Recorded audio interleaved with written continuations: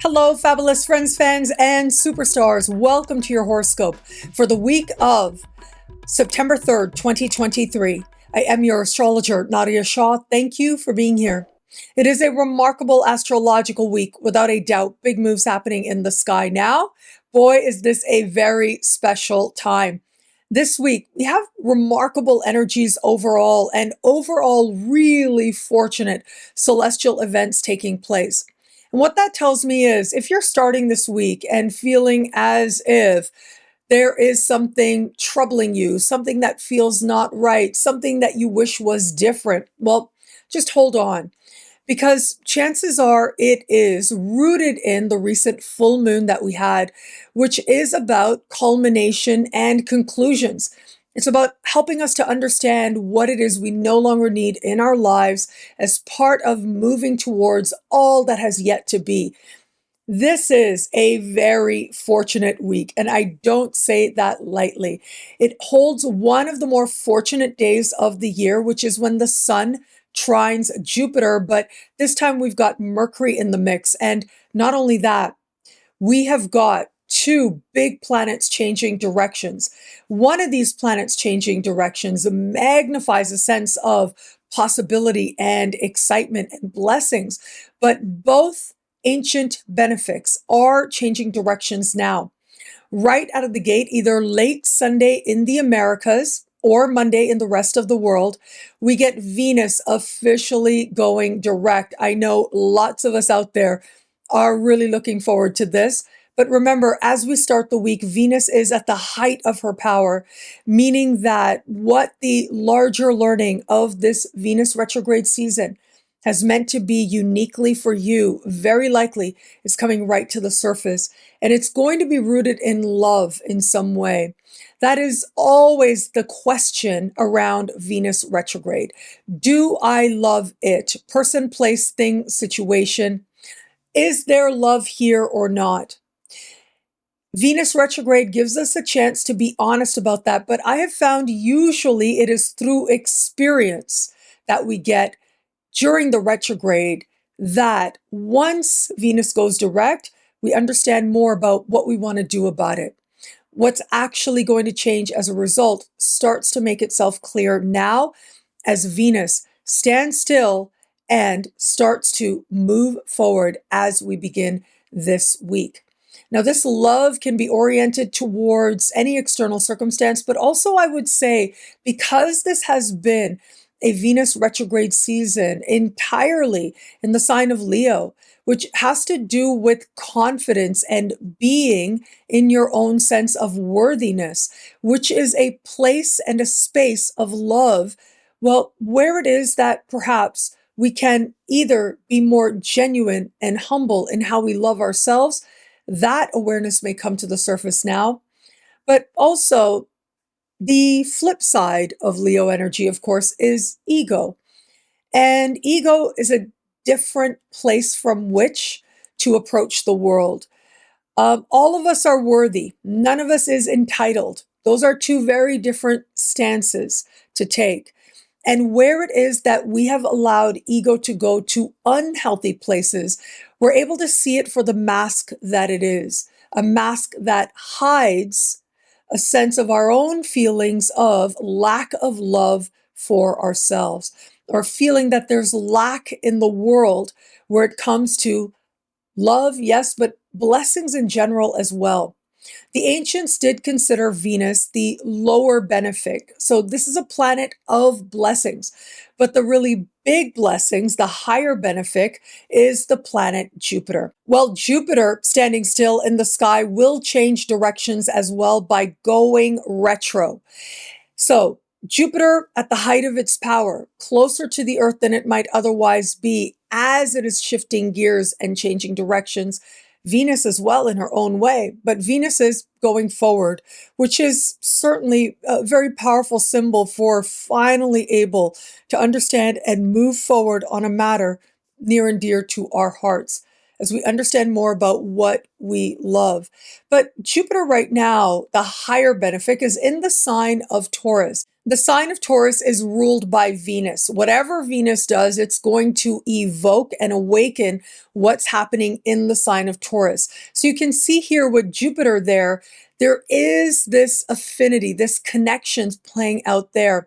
And so add this layer as well. Jupiter itself in an earth sign is about blessings that manifest, that change our life in a real way.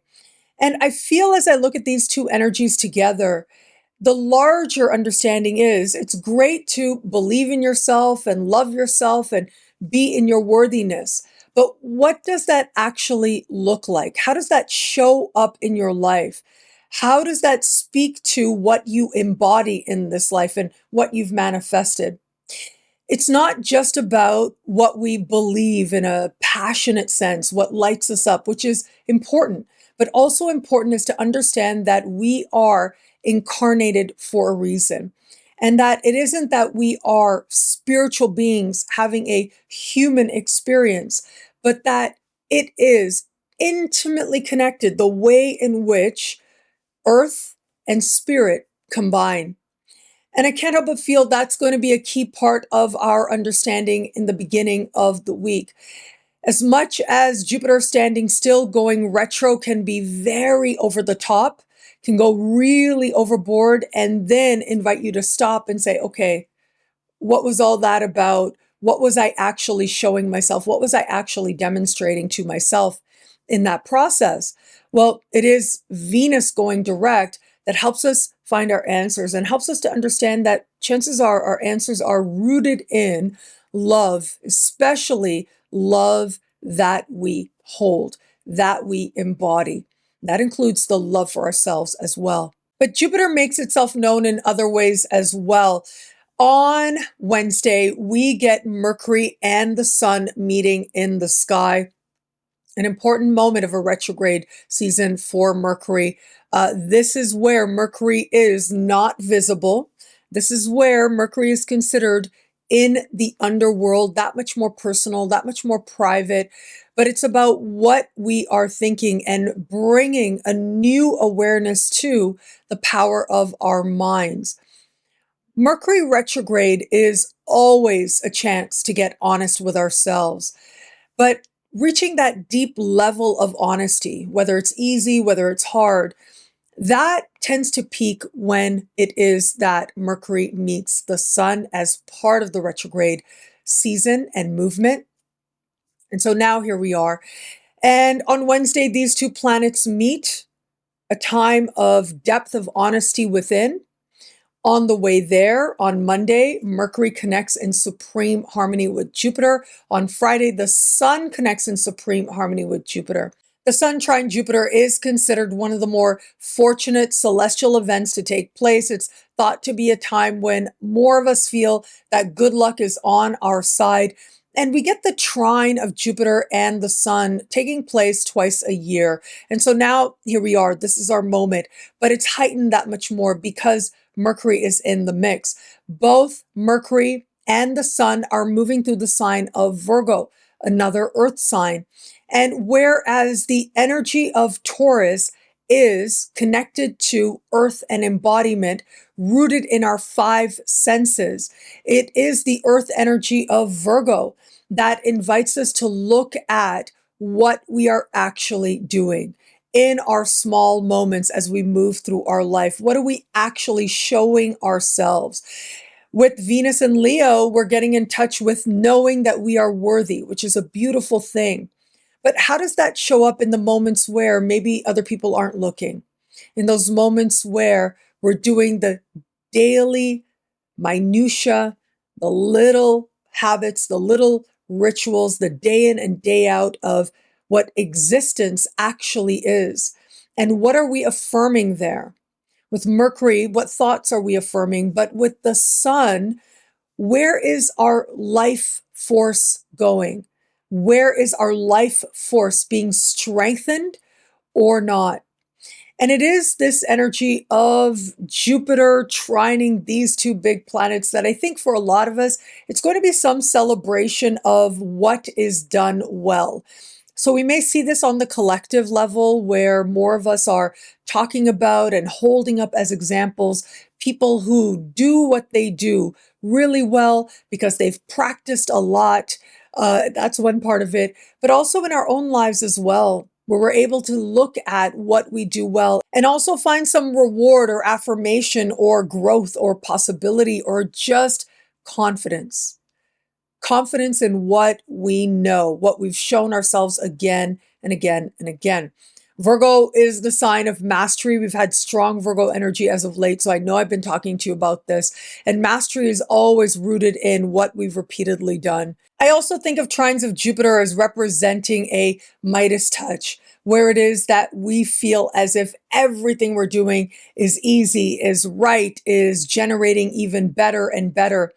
And that's where you do need to be a little bit careful with trines because it can feel like everything is amazing. And because of that, everything is always going to be amazing. Now, there are times when we are invited to surrender to the universe, to say, okay, I am a human, I am humble. All of this feels really overpowering or really painful. Everyone goes through times in life where we recognize that our power in this moment is acceptance and surrender. Just trusting that whatever's happening now will be part of a higher plan to get us somewhere better. And then there are times when the universe says, you decide, you own it. And I know that some people like to think that we always decide. Now, I would respectfully not agree with that. I think both are the surrender and the ownership, a key part of the human experience. Just like we're being invited to own our sense of worthiness now, when we do so from a place of humility, recognizing that we don't always have the answers, well, that's where peace is found. That's where genuine gains can be made. And so this is one of those moments that says, what is it that you want? Get clear about that. Believe in that. Focus on that. Know that it can be yours because it absolutely can. In the process, on the way there to whatever it is that you want, yeah, there are going to be moments of feeling powerless. There are going to be moments of uncertainty. And again, surrender, one of the great spiritual principles that just about every spiritual leader has tried to affirm how powerful surrender can be. And yes, at the same time, there is so much power to be gained now by demonstrating belief in our abilities and by holding ourselves with a sense of accomplishment and positivity and hope. And chances are that hope will be rewarded. This is a time to take a chance towards what it is you're hoping for. And so again, I want to reiterate, if it feels as if you are starting this week not necessarily feeling very good about what has been taking place, maybe not really feeling as up or as high as you would like, well, pace yourself and be yourself, as I like to say, but also know that this is where it can start to feel like something begins to change. This very fortunate energy now will give way to a very fortunate new moon that we have coming up next week. And next week is also when Mercury goes direct as well. And so we have the universe setting up some really nice windows here where we get to look that much more profoundly and deeply at how we participate in positive developments in our lives and how sometimes that participation means just staying open. And that, yeah, sometimes great things can find us, but it's also wonderful when we identify those great things and we run with it to make the most of it.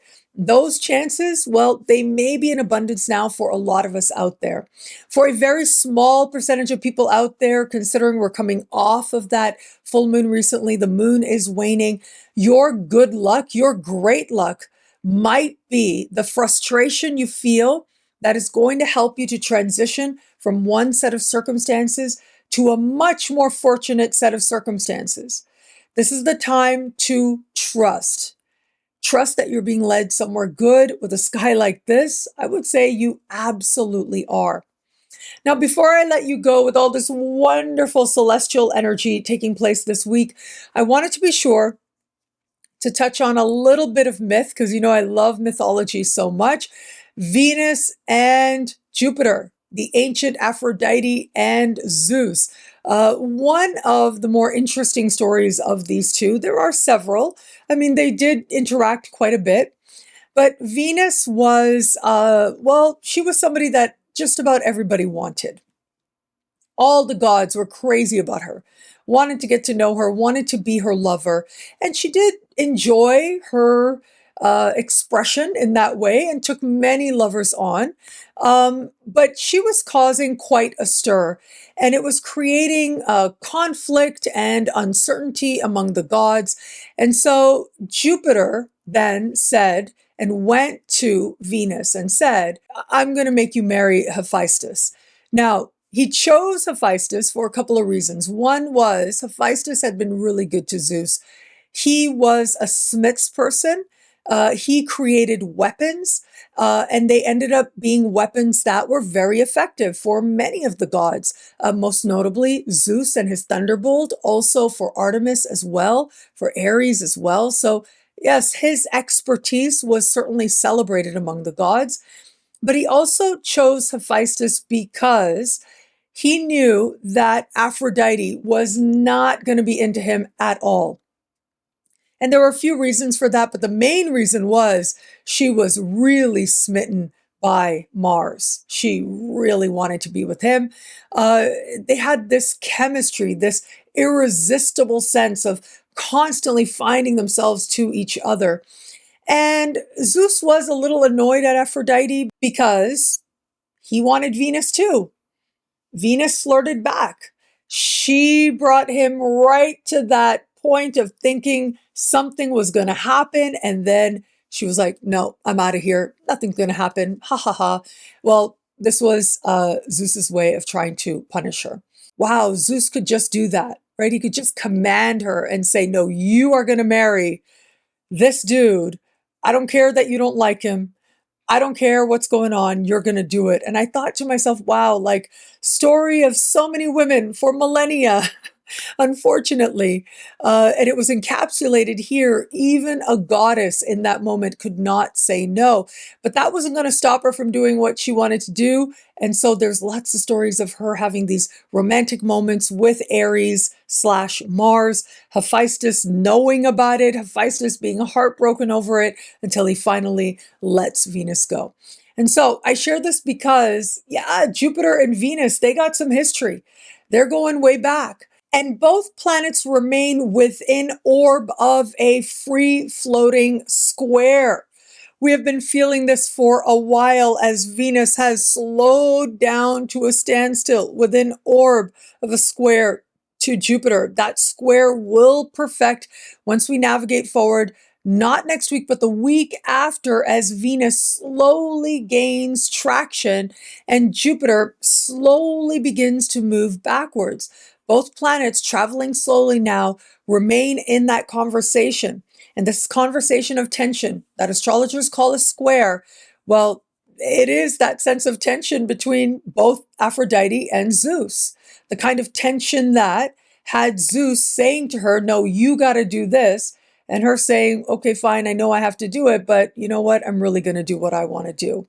I can't help but think some of that might play out now for a lot of us out there as we are looking at what some higher wisdom that Zeus represents might be, what some higher blessing we might be going for, but then also what we really want to do, which is Venus. What really makes us happy, gives us pleasure, gives us joy, helps us to feel loved. If there's any conflict within us as to how to make those two come together, well, this is that time of reflection, but also experimentation. We've been in it as these two planets have been free floating their square over the last couple of weeks, will be for another couple of weeks. The fact that both these planets remain in contact, well, it does speak to us finding our own way to gain power, to gain purpose, to look at what's being asked of us, but also know who it is we really want, and also what it is that we know our heart tells us we are worthy of. What I love about this week for you, there's so much here. It's a powerful and meaningful astrological moment. Wow, is this a huge time? Two big planets, the benefics, the ancient benefics, the lower benefic of Venus, the higher benefic of Jupiter, both standing still in the sky as we start this week.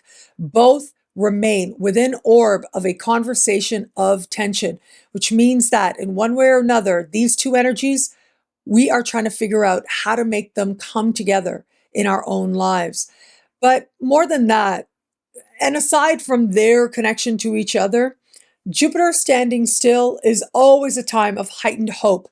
That's going to be magnified that much more, considering that Mercury and the Sun are trine that Jupiter, lending themselves towards us moving towards one of the more fortunate days of the year on Friday when the Sun trines Jupiter.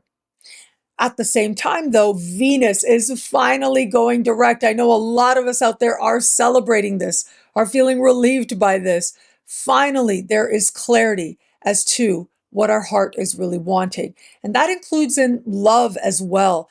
There are memes that go around whenever it is that Venus goes retrograde, even Mercury going retrograde as well, about how you can't resist your exes and you know you shouldn't contact them, but then you do anyways. Well, this is where you start to see either why they were exes for a very good reason, or you start to get very clear about what moving forward with this person might entail, or maybe your feelings change.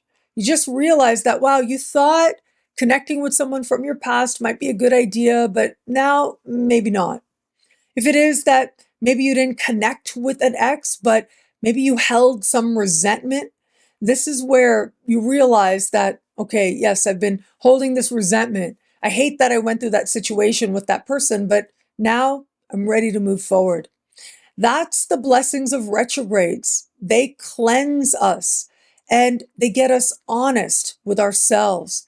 Where it is that we needed to sit in certain feelings, now we understand the wisdom of them, which was always to help us to get in touch with the power of our own heart, the power of knowing we are worthy of great love. And that includes love for ourselves.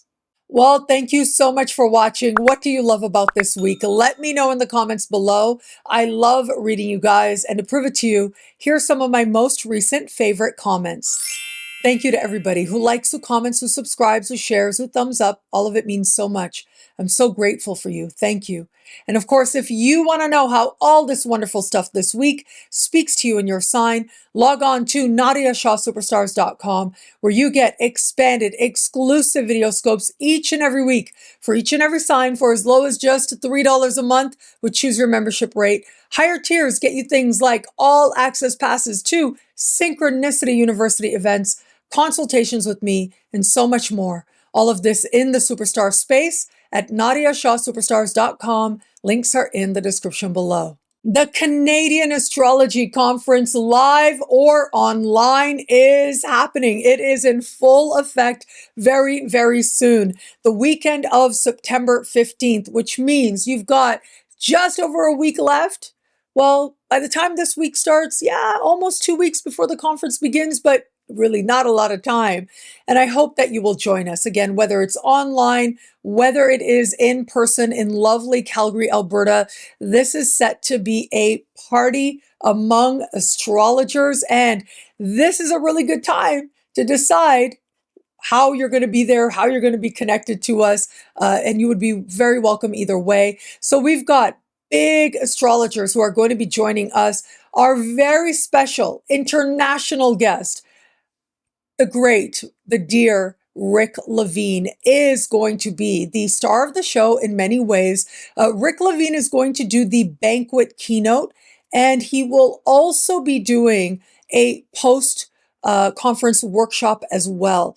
And so there's lots to learn from Rick. He really is one of our great living legends. I love this person so very much. And yeah, Rick Levine is coming all the way to Calgary to teach us. And if you can be there, as I said, in person is great. If you just want to join us for the banquet, you can get a banquet ticket as well. Or if it is that you decide to get the whole conference pass, then the banquet keynote talk is included in that as well. So there's lots of ways to learn from Rick Levine as part of the very special Canadian Astrology Conference coming up very, very soon. Now, let me share some other people who are going to be speaking. I am going to be speaking. It looks like I started off as being the MC, and I'm still going to be the MC for the opening and the banquet and the close, and I'm really looking forward to all of that. But it looks likely that I will also be able to put a talk in there somewhere, and so I'll let you know the details of that. But it is going to be connected to the larger theme of Earth Wisdom Astrology. I've got some ideas that I'm really excited to share with you, and I'm looking forward to bringing to the Canadian Astrology Conference. My friend Alex Trenowith, she is a celebrated astrologer, an author many times over. I know you've seen her on my channel many times and at Synchronicity University as well. Alex will be teaching on Ojibwe dream work. So in the interview I did with her recently, she spoke about her Ojibwe roots and what that was like for her growing up.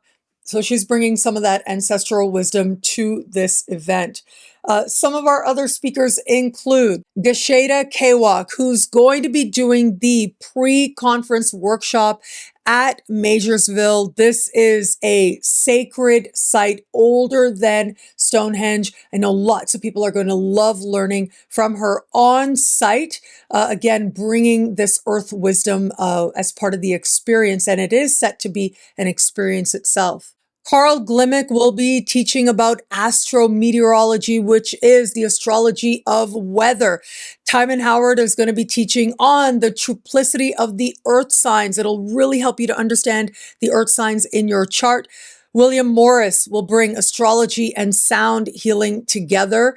Donna Young is going to teach gardening by the moon. Now, this is something I'm really looking forward to personally, because since I've been out in the boonies all summer, I've had nothing to do other than a little bit of gardening here and there. It's certainly not the big city life that I'm used to when I travel around the world, but it has been really nice getting to know my parents, yes, but also the land itself. So this is a talk I'm really looking forward to. Toby Aldrin will bring local space astrology, and Jeannie Picasso will bring astrology and the medicine wheel. So you can see here we've got lots of amazing speakers to look forward to. I hope that you will join us again in lovely Calgary, Alberta. I will be there. If you just want to show up for a quick hug and a moment, I would love that as well. I will give you a little gift, but if it is that you can join us for any of the talks, you would be very welcome for that as well, with conference passes and so on. Day passes are going to be available as well. So if you just want to attend for one day, you can do that also. So learn a whole lot more about the Canadian Astrology Conference live in Calgary or online at canadianastrologyconference.ca. Links are in the description below. Synchronicity University has some incredible programs that are beginning this week as part of a jam-packed superstar September at Synchronicity University. Now, as we begin this week, it is Labor Day weekend, which means I'm not sure if a team member has been able to flip the prices back to their normal price. Up until the end of last week, we did have the of course, the choose your tuition rate. Now, if you're lucky, you might be able to get in there with choose your tuition rate at the very beginning of this week. But for the most part, the regular price for classes is $35 a class, and you can join for a single class, or you can buy multiple classes as well. And so incredible programs are taking place. For example, with the one and only Rachel Lang, she is going to be teaching a 5-part course starting this week on modern money magic, helping you to understand prosperity in your chart. Of course, the very celebrated medical astrologer, Sutherland, is going to be joining us as well. And she's going to be teaching a 5-part course on medical astrology with lots of practical ways in which to understand the chart so that you can have your remedies, so that you can improve overall health for yourself and to those whom you might serve with your astrological practice. And we have a jam-packed speaker series. This is very exciting. The September speaker series does feature a living legend. We are so fortunate to have the one and only Richard TARNAS, and he is going to bring a mystical understanding of the cosmos in his talk live at Synchronicity University. This is a talk not to miss. I will be teaching as well. My talk is going to be a checking in of Pluto in Aquarius so far. How's it been going for you, and what is there to look forward to in 2024? And it'll include horoscopes for each of the signs. We're going to have the one and only JENN, another celebrated astrologer. We really are so fortunate with this September speaker series. And Jen is going to be helping us to understand Mercury in Virgo and this Mercury retrograde, the perfect person and perfect time to teach this, as well as we are right now with Mercury in exaltation at the height of where Mercury most loves to be, in the sign of Virgo, and retrograde as well. My friend NATHALIA Maria from Brazil is going to help us to understand the 12 signs differently by exploring Greek myth and how it demonstrates the experiences of the 12 signs. And the very charismatic and brilliant KRISTOFF is going to be helping us to understand critical degrees in evolutionary astrology. So any planets you have at the very end of one sign or the very beginning of another, well, they take on special evolutionary significance, and she'll be exploring that with you. And so a very special September speaker series at Synchronicity University. I hope you can join us, single classes, or whether it is that you're able to get in to get the whole $5 rate, $5 a class rate, you would be very welcome. Either way, join us, synchronicityuniversity.com, for all these incredible classes this September. Links are in the description below. And thank you. Thank you so much for this moment with you. Thank you for your trust. I'm truly so grateful for it. All the links about the different things I spoke of are below. And I hope that you enjoyed this time, especially right out of the gate as we're starting this week. Venus finally going direct, but also Jupiter, stationary retrograde, helping us to get in touch with some truly profound blessings overall. I hope you love it. Thank you again for watching. It'll be a great week. Enjoy.